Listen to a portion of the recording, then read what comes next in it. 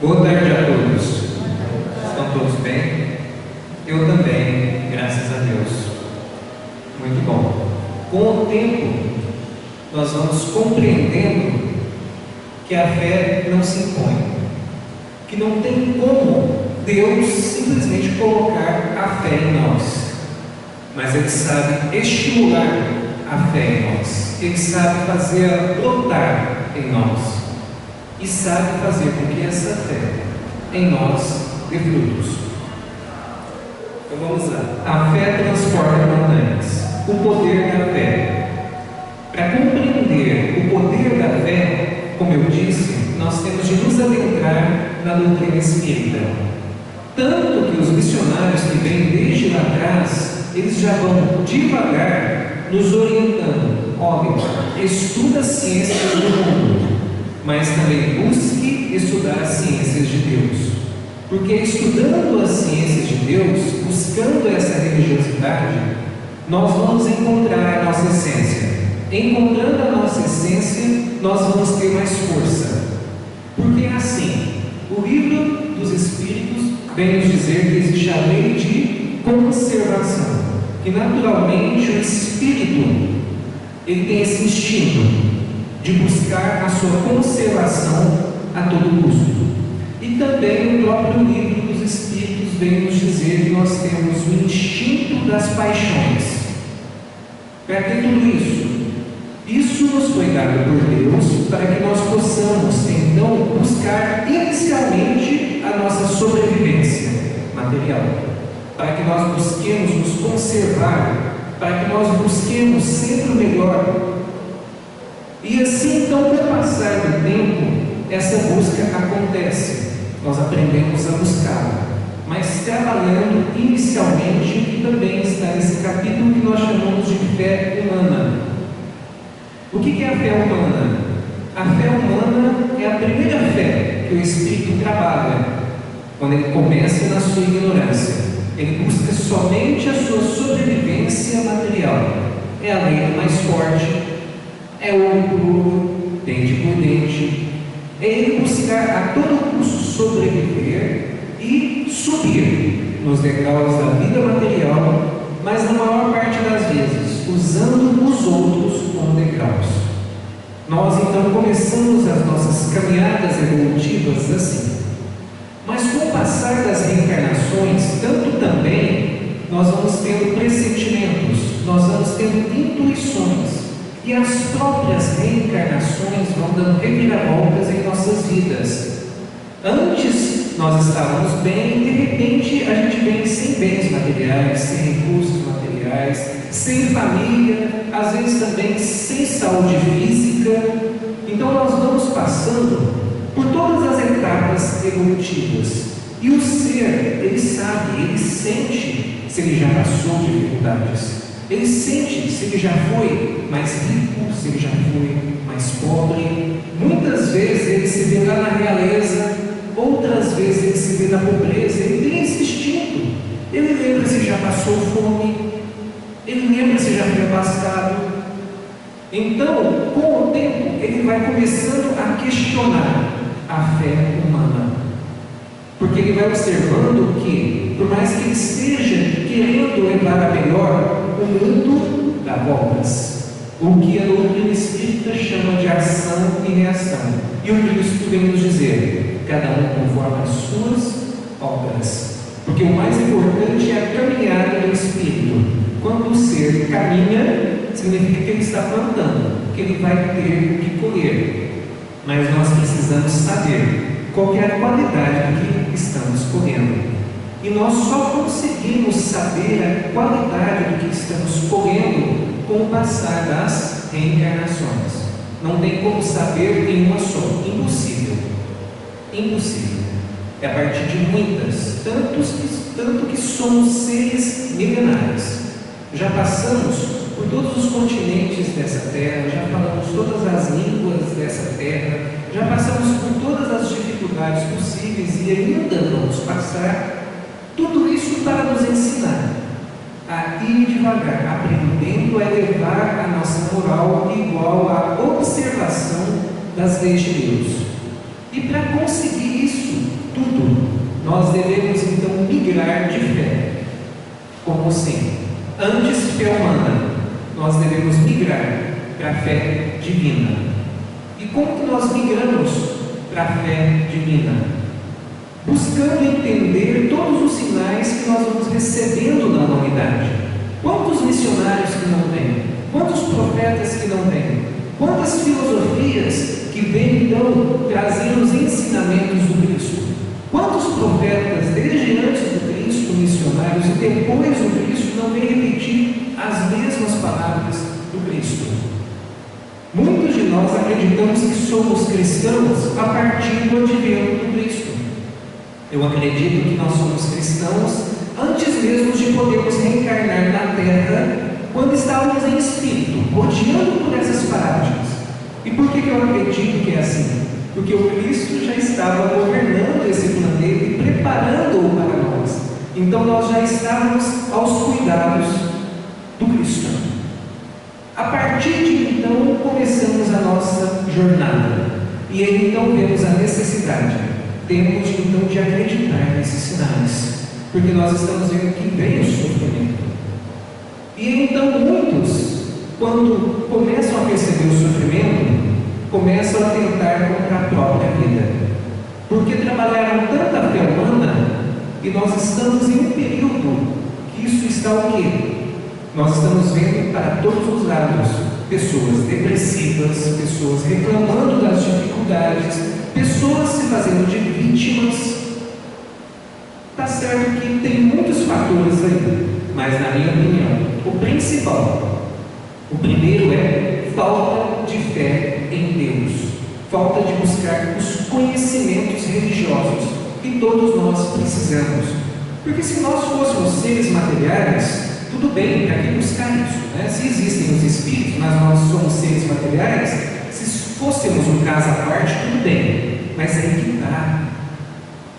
Este mundo material ele só existe para ensinar os espíritos imortais que somos todos nós. Foi uma escola toda montada. Eu costumo brincar, é o teatro da vida. Todos nós estamos passando pelo teatro da vida e vale atuar da melhor maneira possível, para que depois de sair da interpretação, que é voltar para a espiritualidade, que nós estejamos bem com a nossa paciência, com a nossa consciência, certo? Então, nós precisamos entender a vida espiritual, o que nós chamamos também de vida futura, é a vida real do espírito. Quando o ser começa a colocar isso em mente, então ele vai entendendo, não adianta eu usar então as ferramentas que a fé humana me traz. Eu tenho de começar a usar a fé divina. E o que é a fé divina? A fé divina é amar a Deus sobre todas as coisas, buscar conhecer um pouco que nós já podemos conhecer de Deus e fazer ao outro o que nós gostaríamos que nos fosse feito. Quando começamos essa caminhada, aí está então o poder da fé. Essa fé remove montanhas. O ser que antes se fazia de vítima, depressivo, entre tantas outras coisas, ele começa a achar forças então que antes ele desconhecia. E ele começa a desbravar tanto o mundo exterior quanto o seu mundo interior. Ele vai se conhecendo. E aí então ele vai conseguindo, ele vai superando. Ele começa então, é como se começasse agora a sua trajetória evolutiva em espírito. Porque antes ele estava morto em espírito. Então ele começa agora. Ele começa a superar então a sua depressividade. Ele vai entendendo tudo à sua volta. Vai então tendo a sua fé em Deus, buscando as suas forças em Deus. Em contrapartida, essa fé em Deus volta como radiações, volta como auxílio da espiritualidade, auxílio do nosso anjo da guarda. Consequentemente, essa força vai nos acordando, vai nos intuindo, vai nos direcionando, vai fazendo com que nós vamos superando as nossas dificuldades. Quando você observa, meu Deus do céu, eu estava assim antes, olha como eu estou agora, eu não acredito. Ele está então começando a entender que é um espírito imortal, que a vida continua, que ninguém morre. E outra coisa também, muitas dificuldades não vão ser superadas, talvez nessa existência, nem talvez na próxima. É uma sequência. Porque se o espírito é imortal, então ele já existe há alguns milênios e vai continuar existindo. Muitas coisas, muitos problemas que nós criamos, não tem como resolver em 30, 40, 80 anos. Talvez vão ser resolvidos em 2, em 3 encarnações e depois nas outros problemas, e assim vamos devagarzinho passando pelas provações, passando pelas expiações e compreendendo a vida à nossa volta, aceitando a espiritualidade, e nós vamos compreendendo a verdade, o que o Evangelho nos diz, o que os missionários nos diz, que a fé não se impõe. A fé é adquirida, o ser adquire, nasce dentro do coração, brota dentro do coração. Consequentemente, essa fé vai trazendo frutos, porque a fé faz o ser buscar atitudes, ação, construir a sua história. E de repente, então, esse ser é o melhor pai, é o melhor mãe, é o melhor filho, é o melhor ser da comunidade na qual ele está inserido. Ele ama a todos e auxilia a todos, até mesmo os seus inimigos. Mesmo sendo imperfeito, ainda tem aquela coisa de não querer chegar perto daqueles que nós chamamos de inimigos. Mas então ele começa a orar por eles, ele tem compaixão deles, se protege, ele tranca em sua casa. Se porventura é um marido ou uma mulher que às vezes há problemas, então ele busca a todo custo conseguir com aquele cônjuge seguir adiante. Se não é possível, ele vai seguir a vida dele, vai ver se encontra uma outra pessoa e assim vai continuando. Por quê? Tem outros empregos por aí, tem outras pessoas que nós conhecemos com o tempo por aí. Não quer dizer que nós devemos desistir das coisas, tá? Porque hoje está muito em moda isso, né? As pessoas então ficam aqui, passa um tempo, então casa de novo, passa outro tempo, casa de novo. Não é isso que eu estou querendo dizer. Estou querendo dizer que nós devemos tentar ao máximo, estar junto ao máximo. Mas tem pessoas que é uma separação, perde o emprego, ou acontece algum problema de saúde, se desespera e já quer tirar a própria vida. Não é assim. Se se separou, não tem mais volta, paciência, a vida continua. Nós vamos caminhando, quer dizer que eu vou sair atrás de outra pessoa, se da noite para o dia, não é isso? Mas a gente vai conhecer as outras pessoas e vai mais à frente constituindo novas famílias, entrando em novos empregos. Nós vamos nos curando das doenças desde que nós tenhamos força de vontade. E aí então vem o próximo item que dá sequência a isso que eu estou dizendo. A fé religiosa, condição da fé inabalável. Quando o ser abraça a fé divina, pode vir a dificuldade que for, ele tem uma fé inabalável em si mesmo. Ele constrói assim a sua própria existência, ele supera todas as suas dificuldades. Ele percebe que não tem como fugir da religiosidade, porque ele faz parte dessa religiosidade. Ele não é daqui, ele é atemporal, ele é imortal. Aqui tudo é temporal, tudo é efêmero, tudo é passageiro. Ele percebe que ele não é passageiro, ele é um ser imortal que está para a imortalidade, que está para várias existências, para superar todas as suas dificuldades. Então esse ser tem paciência, porque paciência é um dos atributos mais importantes que nós devemos adquirir na Terra, que nós devemos elevar na realidade. E por que elevar? Porque tem muitos de nós que dizem assim, então tem gente que não tem paciência. Eu acredito que todos nós temos paciência, mas em menor ou maior grau. A paciência todos nós temos. O que pode acontecer é que ela se esgota. Tem pessoas que vão passar por uma fila tranquilamente. Vai chegar no final da fila, vai fazer o que precisa e vai sair dali assobiando. Já tem pessoas que chegaram no meio da fila e já ficam loucas.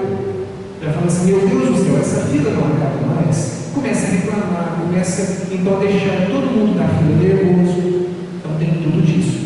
Então paciência todos nós temos. O que nós precisamos fazer é elevá-la.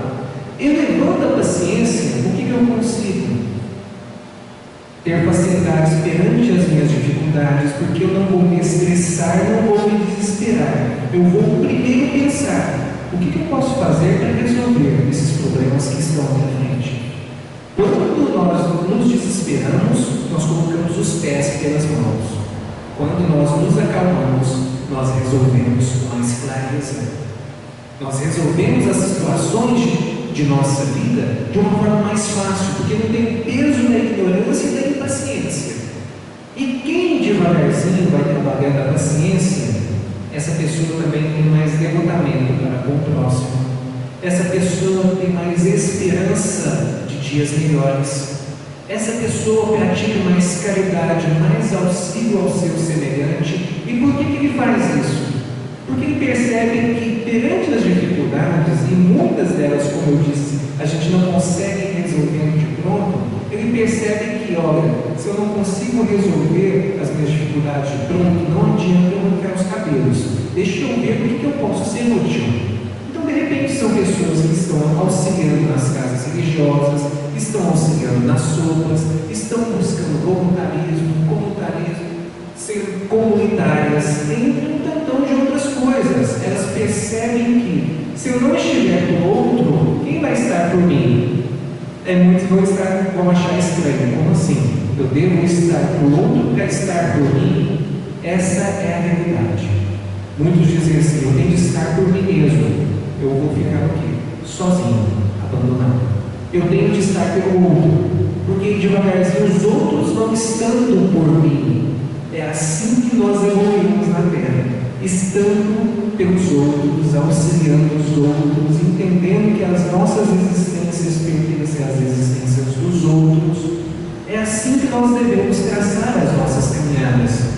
Quando o ser compreende, sai do seu egoísmo, do seu orgulho, sai do seu conforto de sua casa, vendo só programas improdutivos, procura os seus parentes, procura seus amigos, vai na casa religiosa, vê o que pode ser útil, vê o que pode ser útil na sua comunidade, procura ser um melhor profissional, procura entender o lado do seu paciente, o lado do seu cliente. Nós estamos aqui, é para isso. É para existir pelos outros. Não quer dizer que não devemos ter cuidado conosco mesmo, mas sem exageros. Vocês já observaram que tem pessoas que sempre têm amigos à sua volta, que sempre têm parentes à sua volta, os seus colegas de trabalho sempre o visitam, sempre têm carinho por ele. Por que será que isso acontece? São pessoas que se importam com os outros. Quando a gente se importa com os outros se importam com a gente.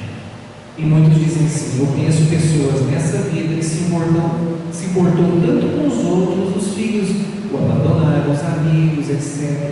É porque ela começou a entender que nós devemos estar pelos outros agora. Tem pessoas que já começaram esse entendimento em outras existências, já estão fazendo bem em outras existências dessa maneira. Então, consequentemente, já está comendo, tá? Já está comendo então o amor, o carinho dos outros para consigo.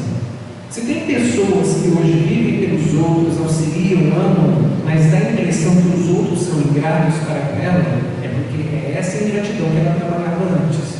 Ela está recebendo agora no momento. Que ela continue plantando, que ela continue sendo útil, que ela continue auxiliando os outros. Se não for nessa existência, nas próximas, então, os outros vão estar por ela também, se já não começar nessa. É assim, o espírito imortal, ele deve pensar como o espírito imortal, entender que os frutos nós vamos colhendo é adiante.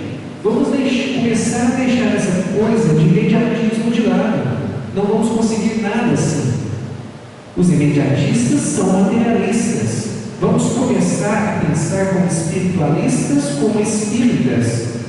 Aí sim, as coisas devagar vão resolvendo, aí sim, as coisas devagar vão se acertando, independente da ingratidão dos outros. Tem um livro que conta uma história bacana e simples e às vezes até infantil, mas que passa a sua mensagem. Do livro A Alvorada Cristã, de Chico Xavier, se não me engano, é Lúcio. Se não me engano, é Lúcio. O espírito não é Lúcio. A história se chama A Galinha Amorosa. Então vem falar de uma galinha que caminhava por ali, ou mesmo na galinheira ou fora dele, e encontrava ovos. Todo ovo que ela encontrava, ela queria chocar. Então ela encontra um ovo e choca esse ovo. Mas aí com o tempo nasce, ela fica toda feliz, dá amor e carinho, porém percebe que ele é diferente. Vai observar, é o quê? É um patinho. Né? De repente ele acha uma lagoa, pula nele e vai embora. Tá? Tudo bem. Ela fica triste, porque nós ficamos tristes quando nós damos amor, carinho, atenção, afeto para as pessoas. De repente elas pulam no primeiro lago e vão embora. Nós ficamos tristes, isso é verdade. Mas tudo bem, ela continua e encontra um outro ovo. A mesma coisa, todo amor, todo carinho. Mas este é um corvo. E logo ela vai ficando pretinho, né? E passa um tempo, ele vê um bando de corvos e vai embora também. E assim ela vai continuando, acha outro, esse outro é uma coruja. E aí então ela percebe que esse bichinho trombava em tudo, mas de noite era bem espertinho. Um belo dia vai para uma montanha. E aí então, chorosa em tudo, mas não desiste, simbolizando, não devemos desistir, independente do que nós achamos que é ingratidão dos outros, porque muitas vezes são expectativas nossas que então jogamos para cima dos outros. Mas devemos entender uma coisa: as expectativas não devem estar em cima dos outros, as expectativas devem estar em cima de nós mesmos. Vamos caminhar, quem quiser caminhar com a gente, caminhe. Vamos amar independente, amando, auxiliando. Quem quiser estar do lado da gente, ótimo, coisa boa. Quem não quiser, que siga a sua caminhada, que siga a sua história. E é assim, não é que é ingrato, ele quer seguir a sua caminhada. Os filhos não são para o mundo, os filhos são para o mundo. Tá certo que se quando tivermos velhinhos, se eles quiserem dar uma mão, ótimo, né? Mas se não quiserem, paciência, né? Que façamos as nossas orações e pronto. E aí então essa galinha encontra um outro ovinho e dá todo carinho, toda atenção, ele choca ele com todo carinho. E este ovo então é um pavão. E esse pavão cresce, todo orgulhoso, alto, dava ela de baixo assim, né? Humilhava ela, brincava com ela, até chegar um dia que ele vai embora. E ela fica triste, arrasada, simbolizando nós quando estamos desesperados porque não temos o afeto e auxílio dos outros ao nosso redor. E aí então ela corre para se jogar em um rio.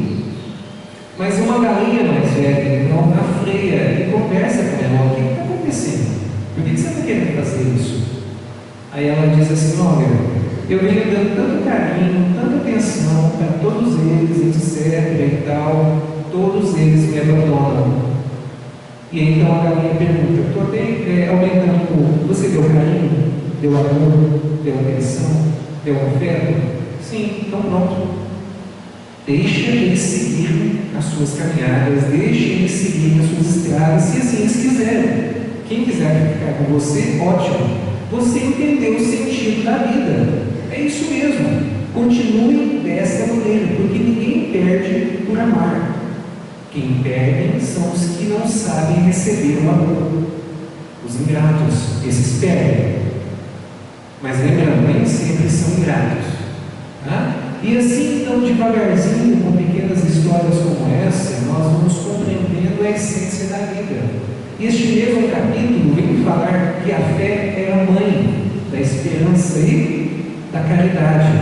Por quê? De certa forma eu tenho falado desde o início, porque é ela que nos alimenta, é ela que nos dá força, é ela que nos faz compreender como devemos caminhar nessa terra. E essa fé nos dá esperança de dias melhores, esperança de sempre estar melhor do que eu estou hoje. Se eu estou desempregado, eu tenho esperança de que vou arrumar um trabalho. Se eu estou doente físico, eu tenho esperança que eu vou me curar. Se eu estou com problemas emocionais, afetivos, amorosos, eu tenho confiança e esperança de que logo isso vai se resolver. E é assim então que eu tenho esperança de dias melhores, mas consequentemente precisa de um complemento que me auxilie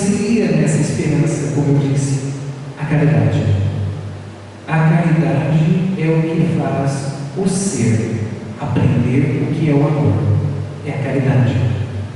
No início, ele faz a caridade, inicialmente podemos chamar de esmola, porque a verdadeira caridade é quando o ser faz de coração.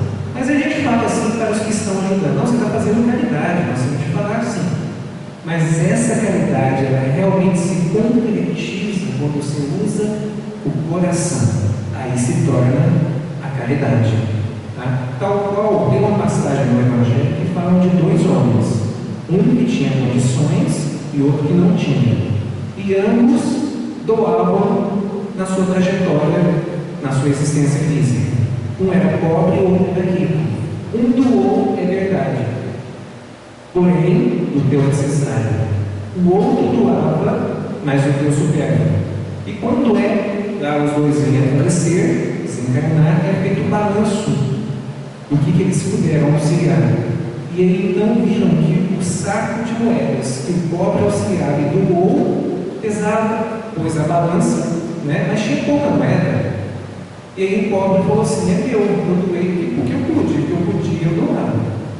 E o saco do rico estava cheio, e põe na balança também. E o rico fala: ó, esse aí é meu, hein? Esse aí é meu, eu doei muito. Tudo bem. Mas qual foi o saco que pesou mais na balança de Deus? O que tinha poucas moedas, o que doou do seu necessário, do seu esforço, do seu sacrifício, da sua boa vontade. Não quer dizer que o outro não tem mérito, se ele fizer sem ostentação. Nós temos o caso de Zaqueu. Tal qual Cristo disse: hoje chegou a salvação nesta casa, quando ele fala para Zaqueu.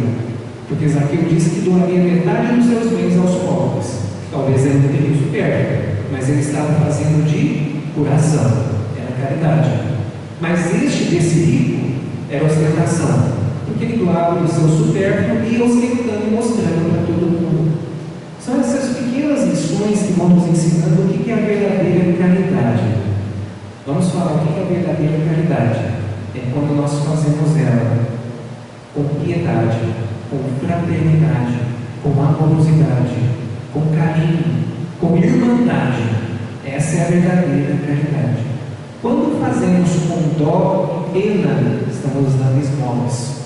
Quando fazemos com dó e pena, eu estou me colocando superior ao outro, melhor do que o outro, etc. E muitos ainda pegam a câmera: olha aqui, o que eu estou fazendo? Ó, a caridade, eu ponho nas redes sociais da vida.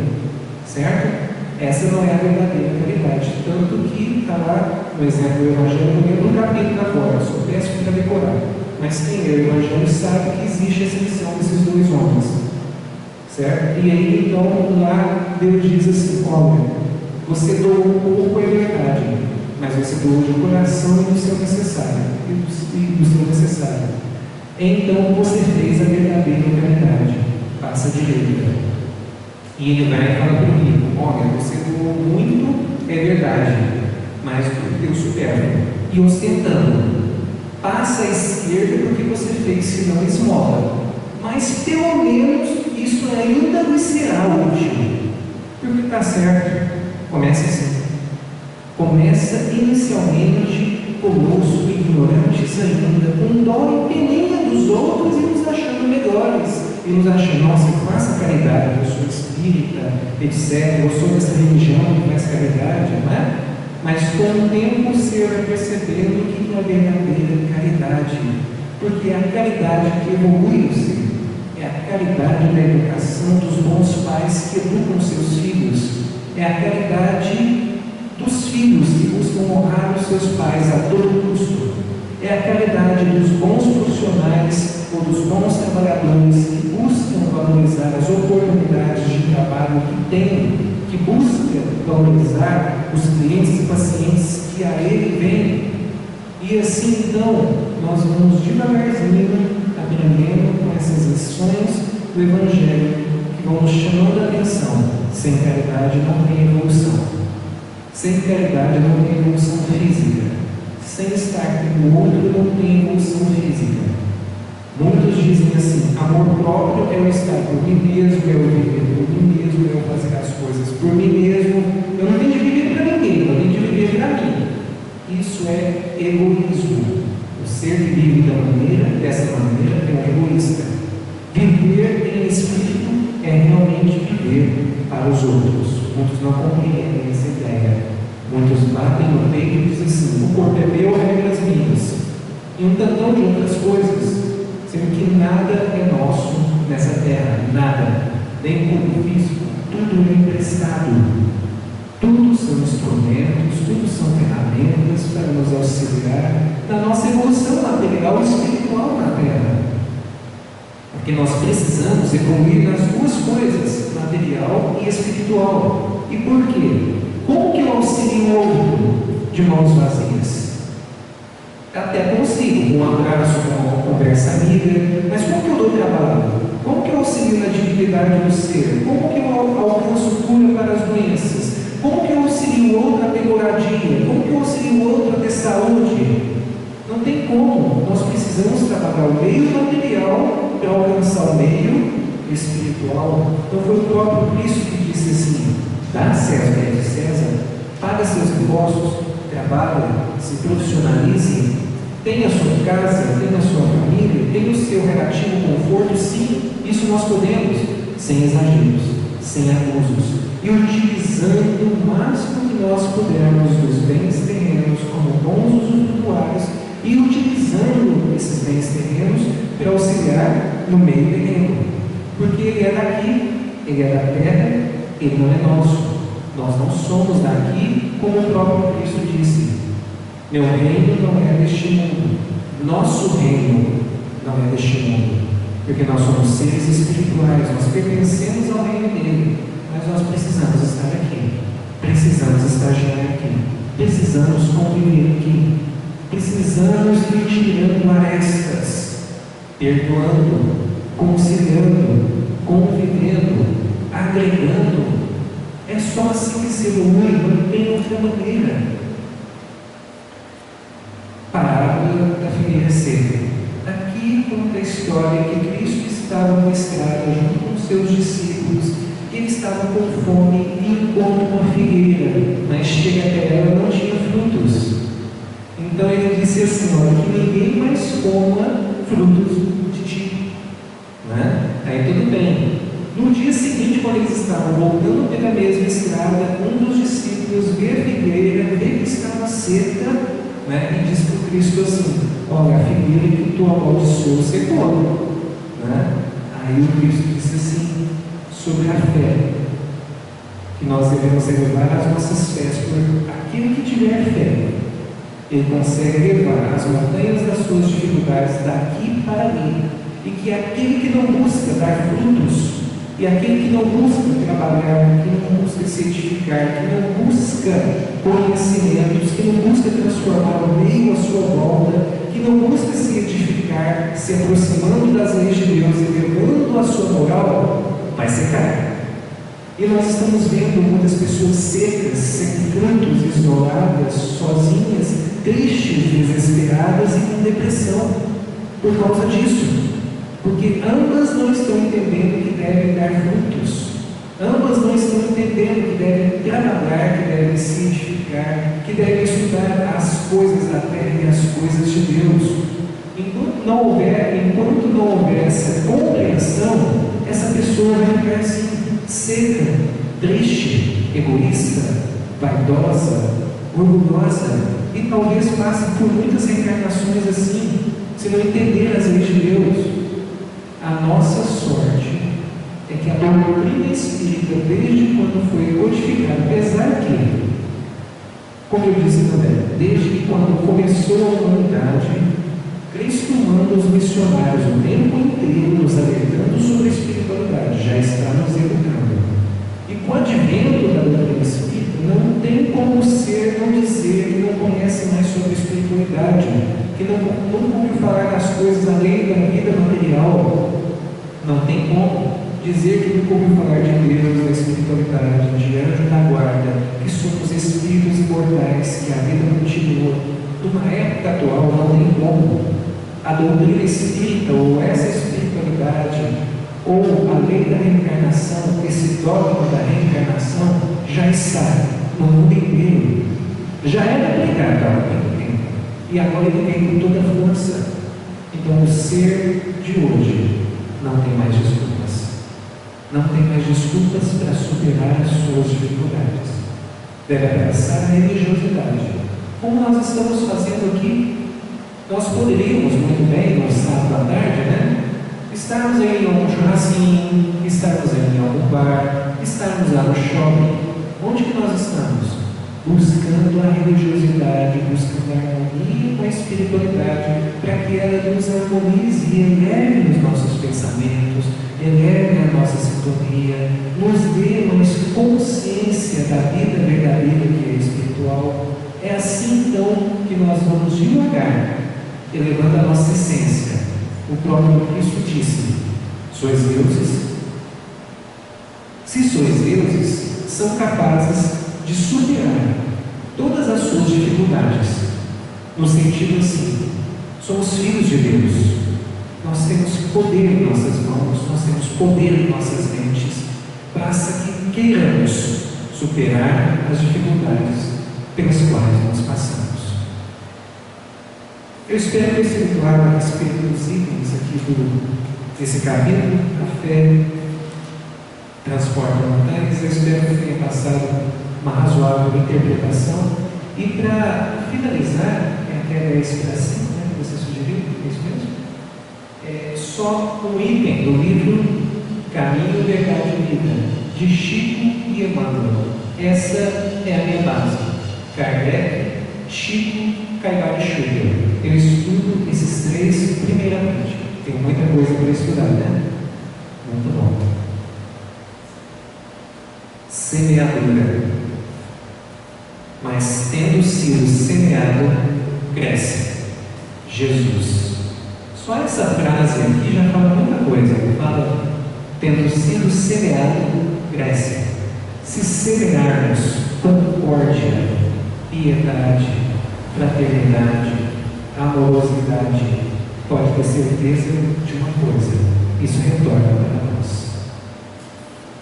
É razoável que todos os seres humanos procurem compreender a substância dos atos que praticam nas atividades diárias, ainda que estejam obedecendo a certos regulamentos do mundo que os comperem a determinadas atitudes. É imprescindível examinar a qualidade de sua contribuição pessoal no mecanismo das circunstâncias, porquanto é da lei de Deus que toda semeadura se desenvolva. Ele está pedindo para que analisemos qual que é a qualidade da nossa contribuição terrena. Como que estamos contribuindo? É levando vantagem em cima do outro? É usando os outros como degraus? Porque se for, então a qualidade está péssima.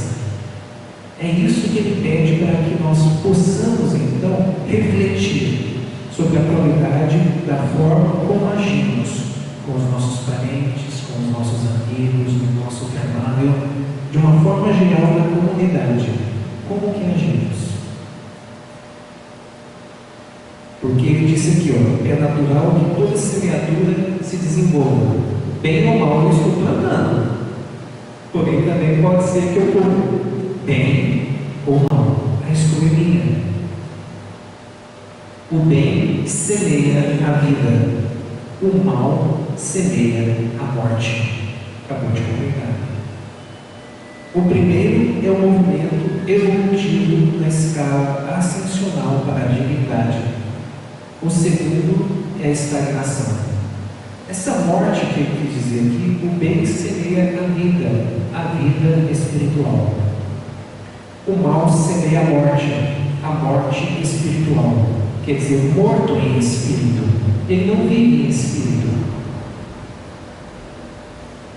O primeiro, o bem semeia a vida, é o primeiro movimento evolutivo na escala ascensional para a divindade.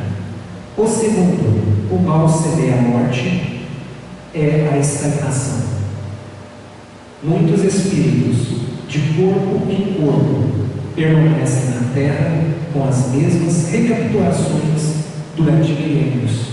Quer dizer, muitos espíritos permanecem na terra nos mesmos erros, cometendo os mesmos erros.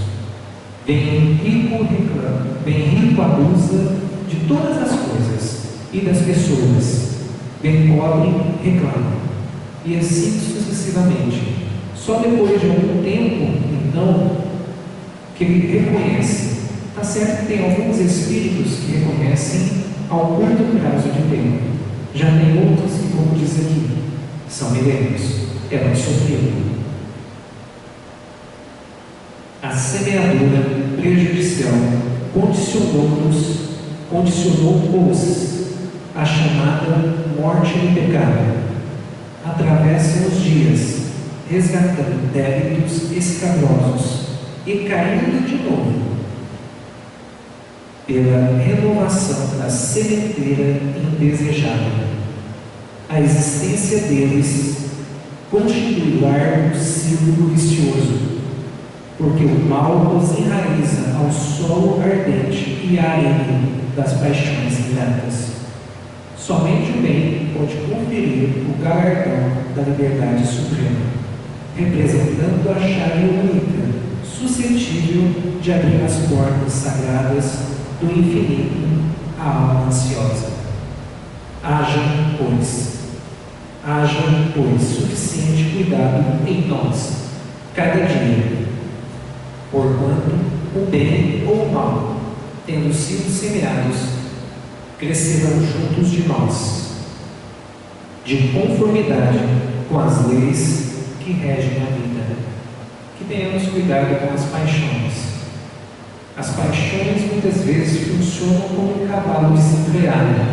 Ele pode causar acidentes, ele pode derrubar, ele pode machucar. Mas quando o cavalo ou as nossas paixões estão sob controle, é até saudável, porque então nós buscamos edificar a nossa vida e a vida dos outros. Essa é a minha mensagem. Obrigado e um abraço aqui.